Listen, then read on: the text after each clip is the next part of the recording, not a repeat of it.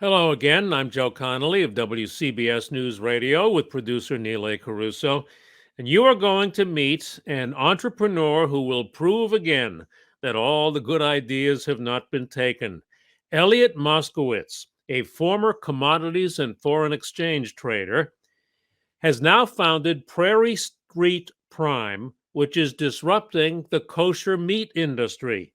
Because when he was in Europe, he discovered high quality kosher food is difficult to get because nobody was selling it online, DTC, direct to consumer. Now he is. So you sell kosher food online, and that turned out to be a very new idea that nobody was doing. Is that right? There's very few people in the kosher space doing meat online. We're the only ones that are really focused on the luxury space, the top 5%. We have a USDA Prime program, which is graded. We have lamb, we have veal, we have dry age and fish. It's a very niche market, but the main thing that we accomplished was being national and under the USDA. In the past, it had to be that you had to be in a densely populated area like New York, Manhattan, or maybe Chicago or Los Angeles to buy product. And in this new world with direct to consumer, we have our warehouses and we could ship anywhere you are in the United States. FedEx, UPS, it comes the next day. That's interesting. So you went after the high end of the market. Did it take a lot of time and headache to get USDA approved and all of that? It took me almost 3 years to build this company and all the facets that we need to make this work: the infrastructure, the processing, the USDA, the sourcing. We only buy from super high quality American sources. Right now, there's been a lot of food inflation and inflation across the board, but food particularly and hit hard. And one of the ways some stores and other players are dealing with that is they're importing lower quality product. Our product is strictly made in the US, and we've been cultivating the finest sources for the last couple of years. It looks like you'd had a very successful career before this. So, what motivated you and gave you the fortitude to work 3 years in developing this? How'd you get through that period? It was difficult. The original idea came from we were living in Brussels. My wife works for the United Nations, and she was heavily involved in dealing with this Syrian refugee crisis. And at the time, it was very difficult for us to get kosher meat, and we made a club from France to buy that.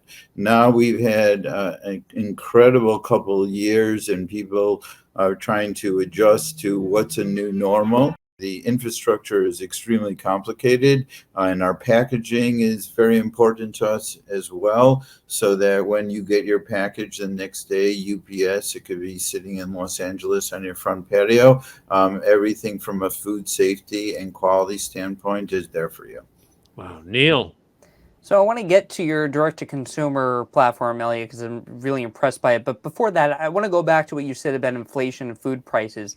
I actually find it pretty incredible you source everything in the United States. Is that something that has been able to help you keep food prices down, or what's your experience with that? Because you obviously know the global market pretty well. So our main thing is consistent quality. It's not something that you could buy and all of a sudden you say, I want to buy 500,000 iPhones and distribute them. The whole supply chain has been troubling and broken. So what we've been doing the last few months is we process every week. We have industrial freezers. We're flash freezing everything 20 below zero the next day. And we've been accumulating a position over the last few months to make sure that we have adequate, consistent supply.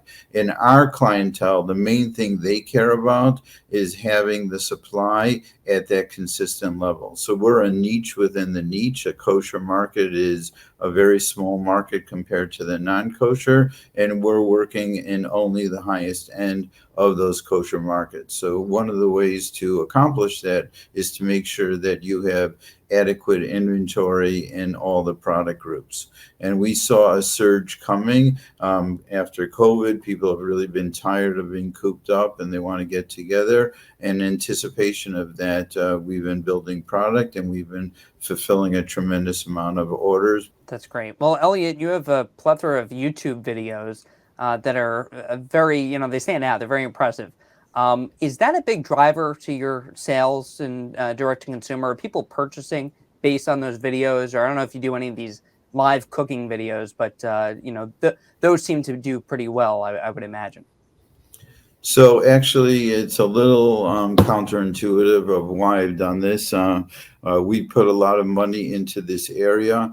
We're not only disrupting the kosher e-commerce platform space, but we're also disrupting the kosher education space. And I didn't believe it would be a direct correlation to necessarily providing videos to sales.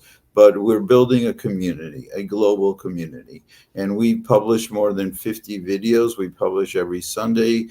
We have an in-house production team, video editors, production. We're soon going to be shooting on destination. And we're also going to be next month starting our videos in other languages as well. That's education is an extremely important aspect to our business. And we believe that over the long term, we'll build a community that will be global, and some of that will continue into sales, but will be known as the brand name for luxury. And as we introduce other products into the system, into fish, into dry age, into that, and we also have a very significant B2B private chef business, and we see collaborating with them, shooting on destination, on a mansion, on a yacht, showing that whole experience. So one of the things that we want to do is build confidence in this take-at-home experience. And what's changed in cooking is the amazing amount of technology that's there today. So it's not just cast iron and putting it in your oven anymore. It could be sous vide, it could be Instant Pot, it could be a smoker, it could be a grill, it could be a June oven. Anything you want, and we cover all the different methods. So whatever you're comfortable, any lane, we want to do that. This is a big commitment. It's not a short-term boost for sales, but we believe in the long term, we're going to build a very serious global community on this, and will also help us in sales. Well, it sounds to me like this is more fun to you than foreign currency exchange trading. It's a heck of a story that you tell, Eillot. And the website is fun. It's a fun, nice website. Are you doing most of this here in the New York area? Is that where your marketing and warehouses and everything are? So actually, we're expanding. We're putting another warehouse in Florida. It's very important. There's been a huge amount of migration, or Jews moving down to Florida, and the meat quality isn't necessarily as good. So we have multiple warehouses. Actually, my team is all over across 9 time zones, from Los Angeles to East Coast to Spain and Macedonia.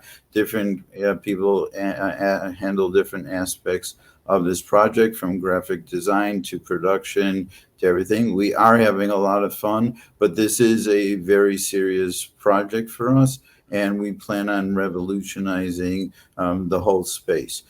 We don't have a store. We don't sell to restaurants. We don't sell to wholesalers. So by the fact that we're under the USDA, that enables us to have a national platform. And in fact, we're working on export licenses to be able to sell to the Dominican, Mexico, because a lot of people go on vacation in those areas, and we need legal ways to be able to ship as well.